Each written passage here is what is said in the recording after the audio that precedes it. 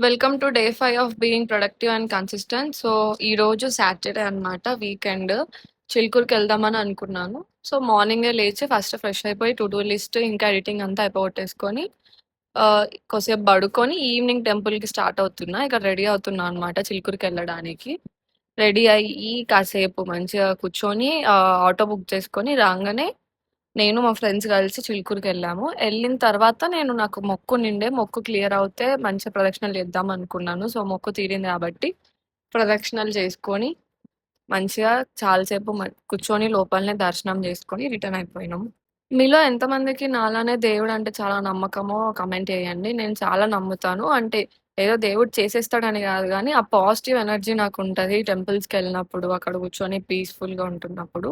So, ప్రదక్షిణలు అంతా దర్శనం అయిపోయాక ఇక్కడ కాసేపు షాపింగ్ చేసి రిటర్న్ వచ్చాక నైట్ క్రాకర్స్ పేలుస్తుండే. అది చూస్తే ఏదో తెలియని హ్యాపీనెస్ వస్తది నాకు అట్లా. సో, కొద్దిసేపు అది గూడా క్యాప్చర్ చేసి పడుకున్నా ఇంకా.